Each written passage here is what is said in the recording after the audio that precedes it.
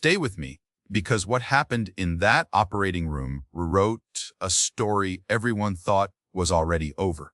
The lights above her flickered once, then steadied, cold and clinical, reflecting off stainless steel and polished tile as machines hummed in quiet rhythm, the kind of sound that only exists between life and something unspoken. And on that table lay a woman no one could identify, her records sealed, her name erased, her past reduced to a single line in a system that already marked her as gone. But then beneath layers of silence, there was movement, small, undeniable, a reminder that something inside her was still fighting, still choosing to stay. And across the room, Dr. Daniel Hayes stood frozen for half a second longer than any trained surgeon should, his gloved hands hovering just above her as if something invisible had reached out and stopped him, because this wasn't just another case. No matter what the file said, no matter how carefully the details had been scrubbed clean, there was a weight in the air, something personal pressing against his chest, something he could explain, but could ignore either. And as the monitors continued their steady cadence, he leaned in closer, eyes narrowing, just slightly, searching for something he didn't yet understand. While somewhere miles away, in a glass-walled penthouse, overlooking the city skyline, Richard Vaughan raised a glass in a room full of quiet celebration. His reflection sharp against the window, a man whose life appeared untouched, composed, untouched by consequence. And yet even there, beneath tailored perfection and controlled smiles, there was tension hidden in the way his fingers tightened, just slightly around the crystal, as if he too felt something shifting beyond his control, something unfinished. Because stories like this don't end when someone signs a document or closes a door. They wait, they breathe, they find their way back. And in that operating room, as the surgical team prepared in silence, Daniel finally spoke, his voice low, measured, but carrying a weight that made everyone else pause, without knowing why. "We were not just rebuilding what was lost," he said, eyes fixed on the woman whose identity had been buried before she ever arrived. "We were uncovering something that was never supposed to be found." And for a moment, no one moved, not because they didn't understand the procedure, but because something deeper had just been set into motion, something that would ripple far beyond sterile walls and controlled environments, something that would reach back into a life that thought it had already rewritten its ending. And as the first incision line was marked not an act of harm, but of precision, of restoration, of beginning again, the room seemed to hold its breath, because this wasn't just a surgery. It was the first crack in a carefully constructed lie.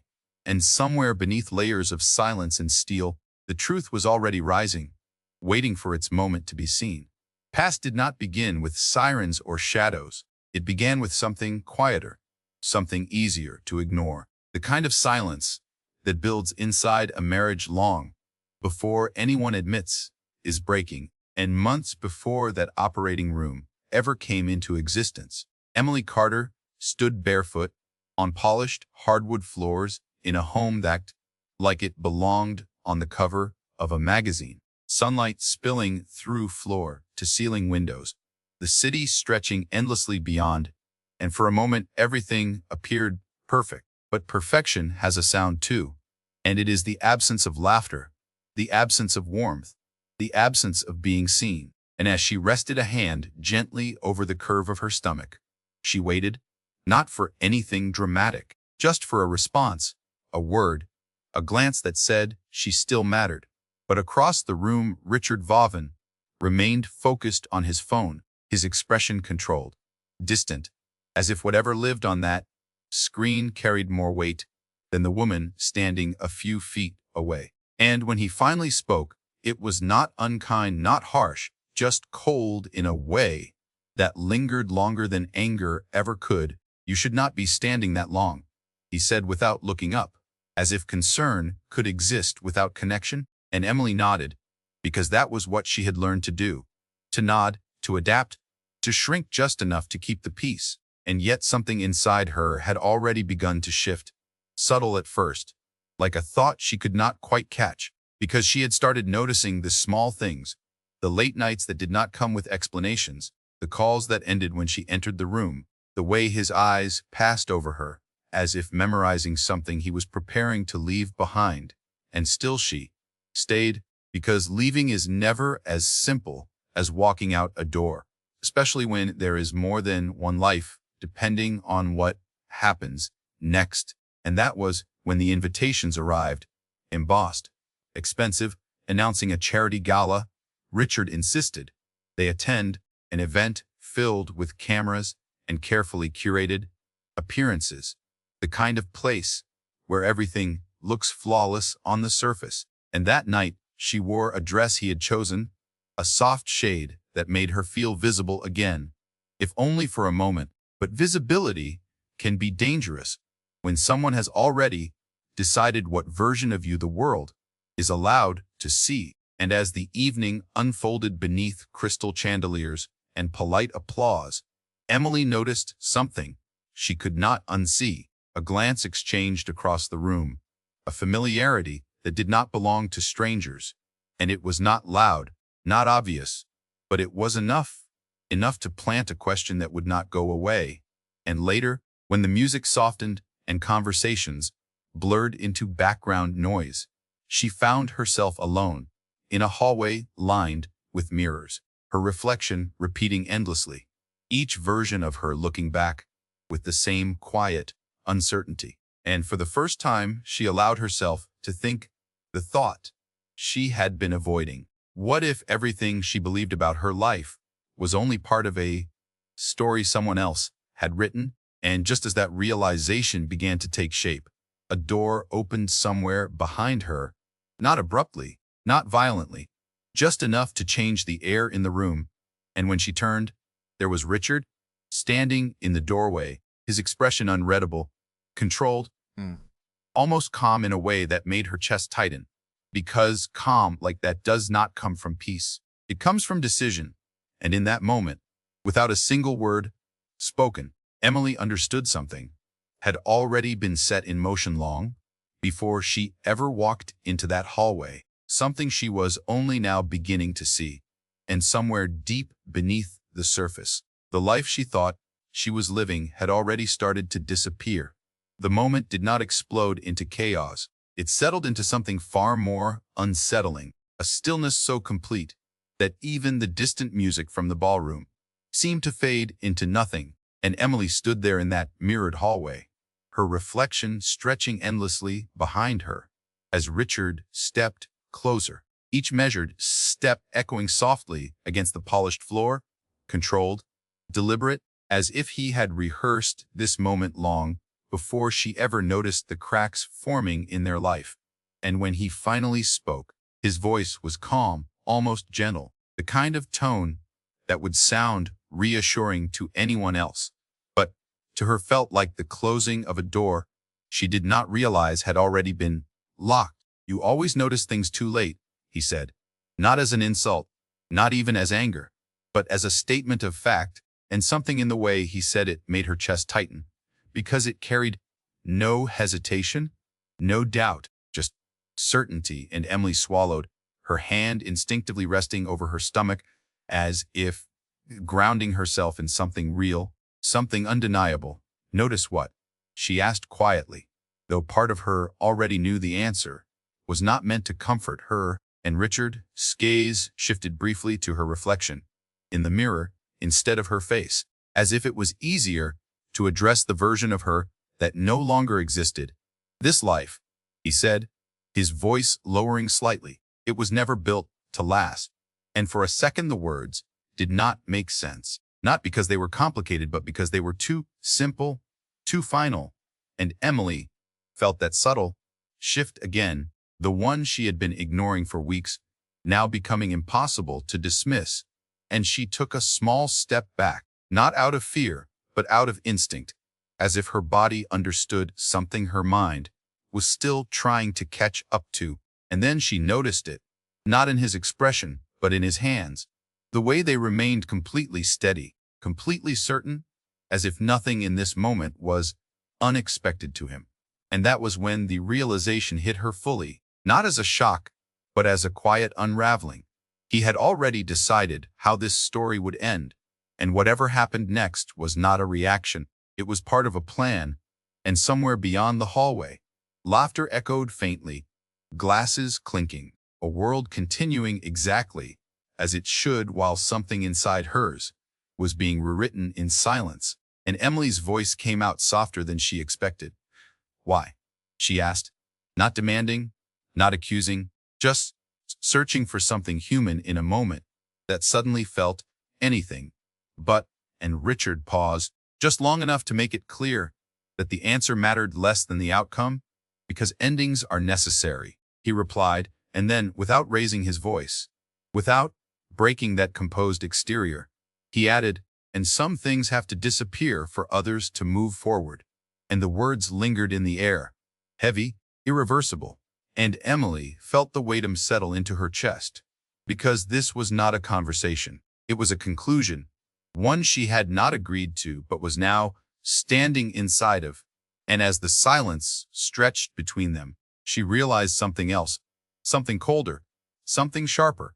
He was not waiting for her response. He was waiting for the moment to pass, for the transition from what was to what would be. And in that instant, as her reflection stared back at her from a dozen angles, she understood that the life she had been trying to hold onto was already slipping beyond her reach, not in pieces, but all at once, like something carefully removed rather than suddenly lost, and somewhere far away, beyond walls and distance and time, the steady rhythm of a machine continued to mark each second, each breath, each fragile connection to a truth that had not yet been revealed, but was already moving closer. Time did not mark what happened next with noise or spectacle. It marked it with absence, the kind that only becomes noticeable when something essential is no longer there. And later that night, when the gala ended and the last guests drifted into waiting cars under the soft glow of streetlights, the story that would be told was simple, clean, almost forgettable. A minor incident, a sudden emergency, a woman taken away quietly while the evening continued uninterrupted, because in worlds built on image, disruption is managed, controlled, reshaped into something that does not linger. And by morning, the narrative had already been written, filed, and accepted. Emily Carter had been involved in a tragic accident, her condition unknown, her presence erased from every place that had once acknowledged her, and inside the hospital, behind restricted doors and carefully monitored corridors, her existence became something else entirely, not a person, but a case, a file number, a sealed record that required special authorization, and even among staff, whispers replaced facts, because no one seemed to know where she had come from or why her identity was being handled with such precision. And yet the instructions were clear: no external inquiries, no public documentation, no mistakes, and somewhere within that silence, Jurster Daniel Hayes began to notice the details that did not belong, not dramatic inconsistencies, but small fractures in the story that refused to align. The timing of her arrival, the lack of standard intake information, the way certain data fields had been intentionally left blank, rather than incorrectly filled. And as he reviewed the file again, late into the night with only the low hum of fluorescent lights above him, he realized something that shifted his entire understanding of the case. This was not just a patient being protected, this was a patient being hidden. And the difference between those two things carried weight, because protection implies care, but concealment implies intent, and intent always leaves a trace. And as he leaned back in his chair, eyes scanning the screen for the third time, his attention caught on a single line that had been altered, not deleted, not replaced, but subtly changed in a way that only someone looking closely would notice, a timestamp that did not match the system logs, off by just enough to suggest manual interference. And that was when the unease settled deeper, not as fear, but as clarity. Someone had written part of this woman's story before she ever arrived here, and they had done it carefully, deliberately, as if they believed no one would look twice. And yet here he was, looking again and again, because something about her refused to stay buried beneath documentation and silence. And across the city, in that same glass-walled penthouse, Richard Vaughan stood alone now, the celebration long over, his reflection dimmer in the early morning light, and for the first time since the night before, there was a flicker of something in his expression that had not been there before. Not regret, not uncertainty, but awareness, the kind that comes when a plan is no longer entirely under control. And as he set his untouched drink down on the counter, his phone buzzed once, a message appearing on the screen with no name attached. Just a single line that read, "The procedure has begun," and he stared at those words for a moment longer than necessary, because somewhere beneath the surface of everything he had constructed, something was moving, something he had not accounted for. And back inside the hospital, as the steady rhythm of machines continued to echo through sterile walls, Drescher Hayes closed the file slowly, his decision forming not out of obligation, but out of instinct, because whatever truth had been buried here was not finished, and neither was the woman they had tried to erase. The first time she opened her eyes, it was not to clarity, but to fragments, light breaking through in thin lines, sound arriving in distant echoes, as if the world itself had been placed behind glass. And Emily did not move, not because she could not, but because something inside her hesitated, unsure if returning was safe, and for several seconds, maybe longer, she simply existed in that space between awareness and memory, where nothing has shape yet everything feels heavy. And then the sound came again, steady, rhythmic, a machine marking time in a way her body could not yet understand, and slowly, carefully, she drew a breath, the kind that feels unfamiliar, like learning something all over again. And across the room, darker, Daniel Hayes noticed immediately, not because of the monitor, but because of the smallest shift in her expression, a tension releasing, a presence returning, and he stepped closer without thinking, his movements quieter now, more deliberate, as if approaching something fragile that could disappear if handled incorrectly. And when her eyes focused, for the first time, they did not land on the room, or the lights, or the unfamiliar surroundings. They landed on him, searching, not for recognition, but for meaning. And he held that gaze for a moment longer than protocol required, because there was something there, something aware, something trying to piece together a reality that had been interrupted.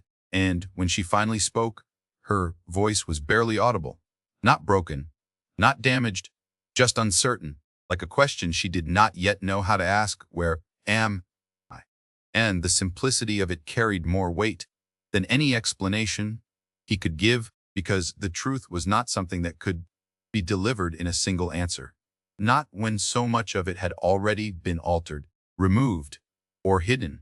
And he chose his words carefully, not out of caution, but out of respect for what she was beginning to face. "You are safe," he said, his tone steady, grounded, offering something solid in a moment where nothing else was. And she closed her eyes briefly, not in relief, but in effort, as if searching for something just out of reach. And then her hand moved slightly, instinctively, resting where memory had not yet caught up, but her body still remembered. And Drescher Hayes followed that movement, his expression tightening just enough to reveal that what he was seeing mattered, because beneath everything else, beneath the missing records and altered timelines, there was still a truth her body carried, something undeniable, something that had survived whatever had tried to erase it.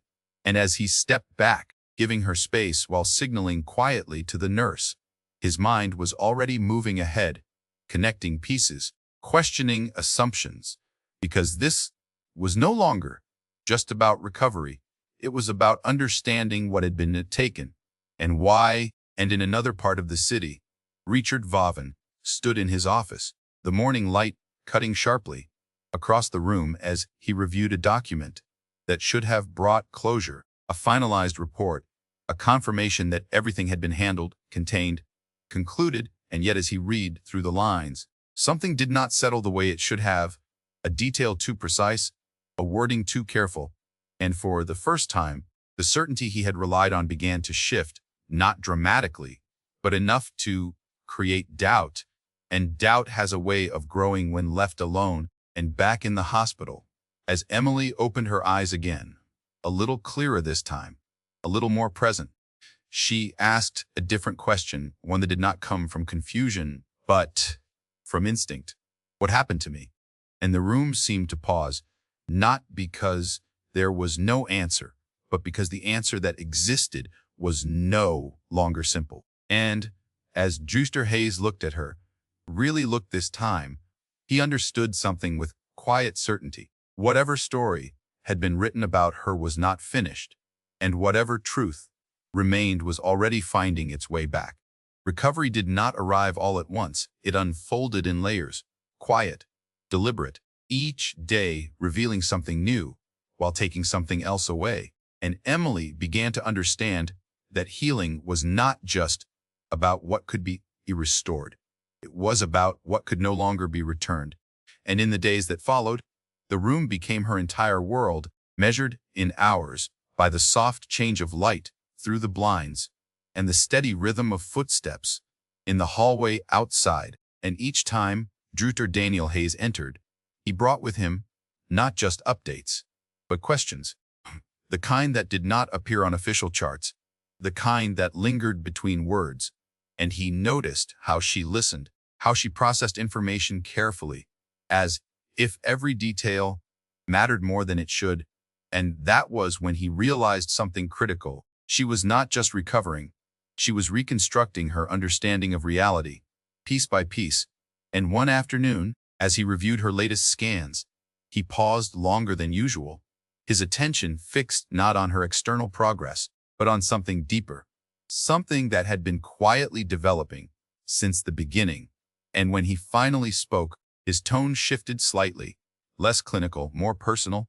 "There is something I need to ask you," he said. And Emily looked at him with a calm that had grown stronger each day, not because she felt safe, but because she had stopped expecting simple answers. "Do you remember anything before you came here?" And the question hung in the air, not heavy, but precise. And she closed her eyes for a moment, not in hesitation, but in search, reaching for fragments that felt just out of reach. And then, slowly, carefully, she spoke. "I remember a hallway, mirrors, and him." And she stopped there, as if the word itself carried too much to continue. And Juster Hayes did not interrupt, did not push, because sometimes what is not said reveals more than what is, and he nodded slightly, acknowledging the importance of what she had just uncovered, because even a single memory can unravel an entire narrative when it does not align with the official version. And later that evening, alone in his office, he accessed a restricted database he was not supposed to enter without clearance. His decision no longer guided by protocol, but by something deeper, something that told him this case was not what it appeared to be. And as the system processed his request, the screen flickered briefly before revealing a set of records that had been flagged, sealed, and archived under a different classification. And there it was, a name that should not have been there. Emily Carter, listed not as a patient, but as a subject of an internal investigation. And the details that followed were incomplete, redacted in places that mattered most. But even in their absence, they told a story, one of influence, of legal maneuvering, of a situation that had been managed rather than resolved. And as he scrolled further, a second file appeared, linked but separate, labeled under a different name, Richard Vaughan. And for the first time, the connection between them was no longer theoretical. It was documented, undeniable, and far more complicated than he had anticipated. And across the city, in that same quiet office, where control had once felt absolute, Richard stood looking out at the skyline, unaware that the carefully constructed distance between his past and present was beginning to collapse, not with noise, not with confrontation, but with something far more dangerous, awareness. Because back in that hospital room, as Emily rested with her eyes closed, her hand once again finding its way to the place where instinct lived stronger than memory, the truth was no longer something hidden. It was something waking up, slowly, steadily, and it was only a matter of time before it demanded to be seen. Truth does not arrive as a single moment. It builds, quietly, patiently, until it can no longer be ignored. And for Dr. Daniel Hayes, that moment came not in the operating room, not beside Emily's bed, but in the stillness of his office long after the hospital had settled into its nighttime rhythm, the kind of silence where every sound feels amplified and every decision feels heavier. And as he stared at the dual records on his screen, the connection between Emily Carter and Richard Vaughan was no longer a theory. It was a fracture line running through everything he thought he understood. And the more he read, the clearer it became that this was not a private matter hidden by coincidence. It was a controlled narrative, shaped by influence, reinforced by legal barriers, and protected by silence. And yet even the most controlled narratives leave gaps, and in those gaps, truth finds space to grow. And he noticed it again, a pattern of edits across multiple systems, timestamps adjusted within minutes of each other, access logs that pointed to administrative overrides, not random errors, but coordinated actions. And one name appeared repeatedly in the authorization chain. Not Emily, not Richard, but a legal firm known for handling high-profile cases, the kind that do not go to trial because they are resolved before they ever reach public view. And that was when his role shifted, not as a surgeon, but as a witness to something much larger than a medical case. And the realization settled in slowly. If he continued, he would not just be treating a patient, he would be stepping into a situation that had already been carefully managed by people far more powerful than him. And yet, when he looked at the image on the screen, at the outline of a life that had been reduced to redacted lines and controlled data, he understood something with absolute clarity. Walking away would not restore balance. It would preserve the lie. And across the hall, Emily sat upright for the first time without assistance, her movements measured but steady, her strength returning not just physically but mentally, because each passing hour brought with it fragments, small flashes that refused to stay hidden, a reflection in glass, the sound of footsteps behind her, the feeling of being watched without being seen. And though she could not yet piece them together, she no longer doubted they belonged to her. And when Dr. Hayes entered the room again, there was something different in the way she looked at him. Not searching this time, but observing, as if she too had begun to understand that the answers she needed would not be given freely. They would have to be uncovered, and he paused at the doorway for just a moment before stepping inside, aware that whatever came next would change the direction of everything.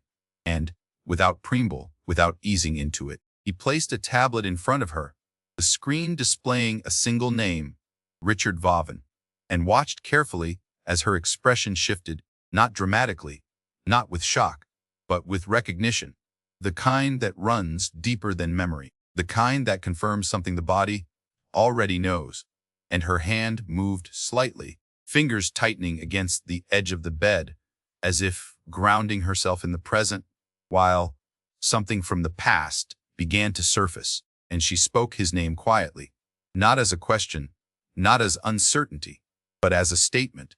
And in that moment, the distance between what had been hidden and what was beginning to emerge collapsed entirely, because now there was no separation between the patient in front of him and the story buried in those files. They were the same, and as Dr. Hayes met her gaze, he made a decision that could not be undone.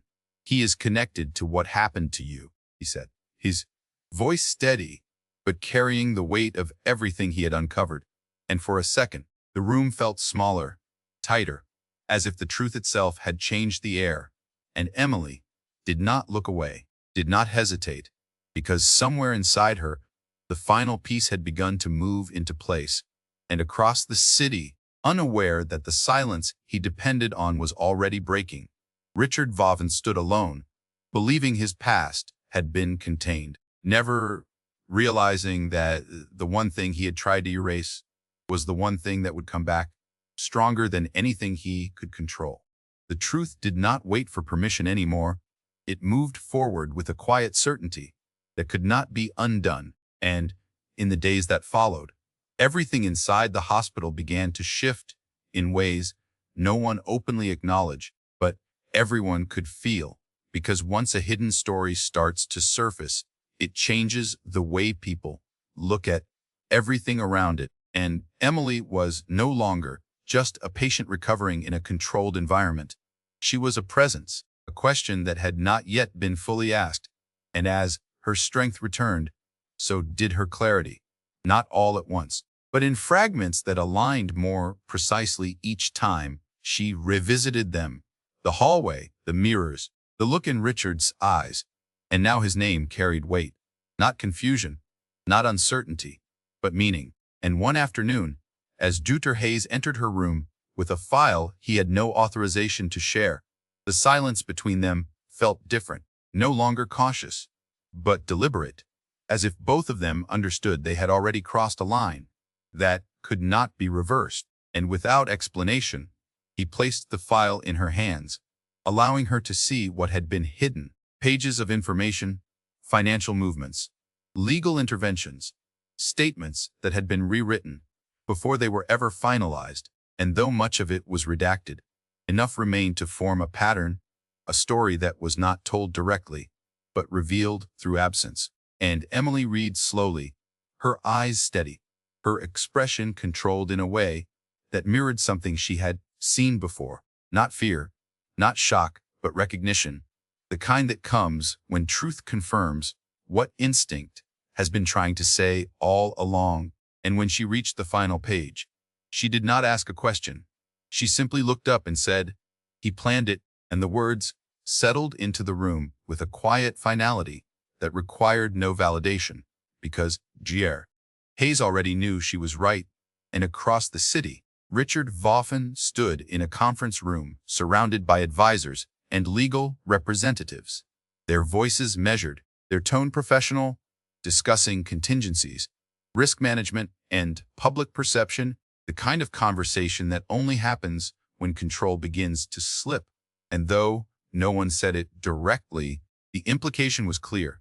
Something had not been fully contained, and as one of the attorneys slid a document across the table, outlining potential exposure should new information emerge, Richard's expression remained composed, but his silence spoke louder than any response, because deep down he understood the one variable he could not eliminate was the one he had assumed was gone. And back in the hospital, Emily closed the file and placed it gently on the table beside her, her hand resting over it for just a second longer than necessary, as if acknowledging the weight of what it represented, not just evidence, but confirmation. And then she shifted her gaze back to Dr. Hayes, her voice steady, grounded, carrying a strength that had not been there before. "I want to face him," she said, not with anger, not with urgency, but with clarity. And in that moment, everything aligned, because this was no longer about uncovering what had happened. It was about bringing it into the light. And as Dr. Hayes met her gaze, he understood the significance of what she was asking.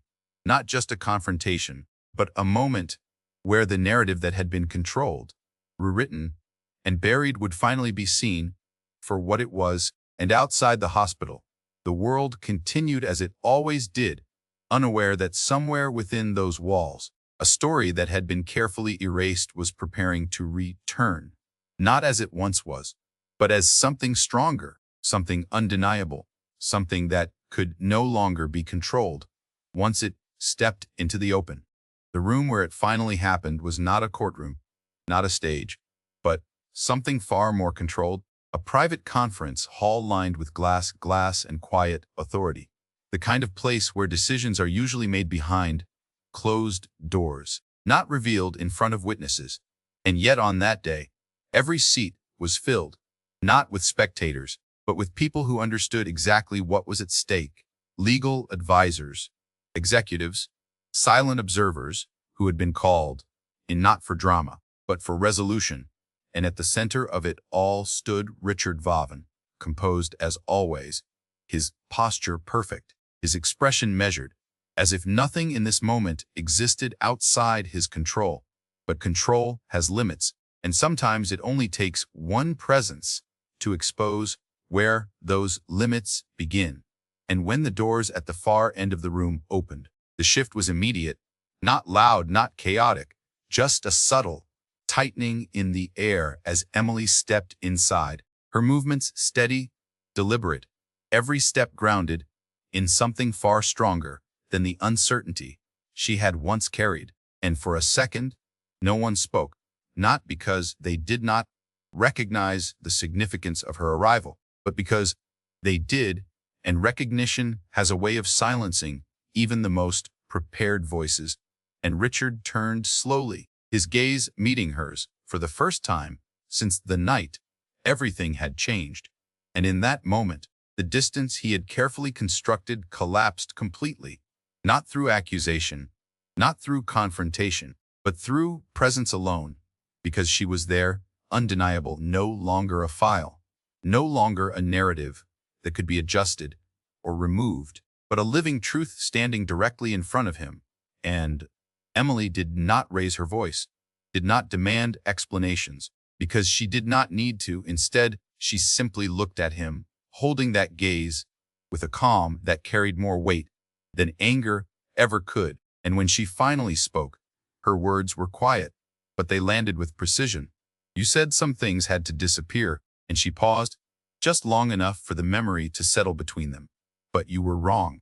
And the silence that followed was not empty, it was full, filled with everything that had been hidden, everything that had been controlled, everything that could no longer remain beneath the surface.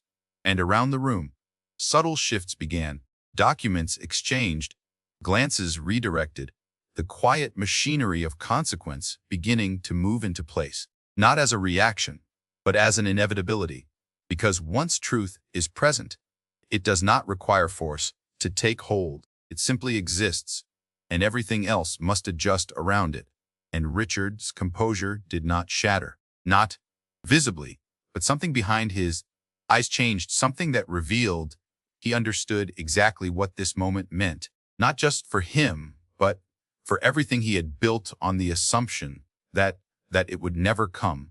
And as Emily stood there, no longer uncertain, no longer searching, she did not wait for an apology, did not wait for acknowledgement, because what mattered was not what he would say,